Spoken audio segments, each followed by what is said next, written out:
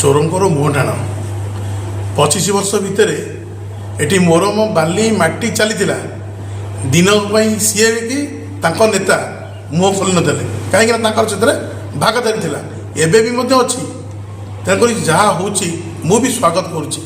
ଚୋରା ମାଟି ବାଲି, ଖାଲି ଚୋରା ମାଟି ମୋରମ ନୁହେଁ, ବାଲିକି ମଧ୍ୟ ଆଡ଼୍ କରାଯାଉ, ଏଠି ସମ୍ପୂର୍ଣ୍ଣ ଭାବରେ ବନ୍ଦ କରାଯାଉ।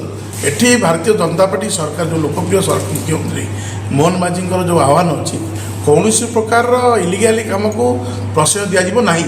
ଆମର ଗୋଟେ ଦୃଢ଼ ସମର୍ଥନ ଅଛି। ଏହି କଥାଟା ଯଦି ଆଉ 5 ବର୍ଷ ଆଗରୁ ହେଇଥାନ୍ତା ହୁଏତ ଆଉ ଟିକେ ଭଲ ହେଇଥାନ୍ତା। ଏବେ କିନ୍ତୁ ମୁଣ୍ଡରେ ପଶିଲା କି ତାଙ୍କ ଚୋରି କରିବା ବାଟଟା ବନ୍ଦ ହେଇଗଲା, ସେ ଯୋଗୁଁ ସିଏ ବାଡ଼ି ଛିଟି ହେଉଛନ୍ତି, ନହେଲେ ଆଉ ତାଙ୍କର କିଛି ଉଦ୍ଦେଶ୍ୟ ନାହିଁ। କେବଳ ଏଇଥିପାଇଁ ସିଏ ବାଡ଼ି ଛିଟି ହେଉଛନ୍ତି ଯେ କାଳେ ତାଙ୍କର ଯେଉଁ ବ୍ୟବସାୟଟା ବନ୍ଦ ହେବାକୁ ଧୀରେ ଧୀରେ ଗଲାଣି, ସେଥିପାଇଁ ସିଏ ବ୍ୟତିବ୍ୟସ୍ତ। ଆଗରୁ ଦିନ ପାଇଁ ମୁଁ ଖୋଲୁନଥିଲେ। ମୁଁ ସେ ଭାଇମାନଙ୍କୁ ପ୍ରଶ୍ନ କରୁଛି, ବାରଙ୍ଗ ଅଞ୍ଚଳ ସମସ୍ତ ଭାଇ, ଯେ ଏତେ ଦିନ ଥିଲ କେଉଁଠି, କ'ଣ ପାଇଁ ହେଉଥିଲା? ଏଠି 100 କୋଟି ଟଙ୍କାର ବାଲି ଦୁର୍ନୀତି ହେଇଛି।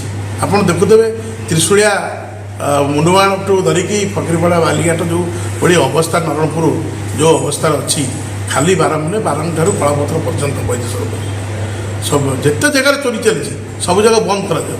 ଏତେ ତ ଭାରତୀୟ ଜନତା ପାର୍ଟି ତ ଏଥର ତ ଆମେ ବହୁବାର ଏତେ କଥା ଉଠେଇଛୁ। ଆଗରୁ ତ ବିଜୁ ଜନତା ଦଳର କୌଣସି ଲୋକଙ୍କୁ ତ ଦେଖାଯାଉନଥିଲା ଏ କଥା। ହଉ ତଦନ୍ତ ପରିସରକୁ ଆସନ୍ତୁ, ଆଉ ଯେଉଁମାନେ ଏଠି ଚୋର ଲିପ୍ତ ଅଛନ୍ତି ସେମାନଙ୍କ ବିରୁଦ୍ଧରେ ଦୃଢ଼ କାର୍ଯ୍ୟାନୁଷ୍ଠାନ ନିଆଯାଉ, କିଛି ଅସୁବିଧା ନାହିଁ।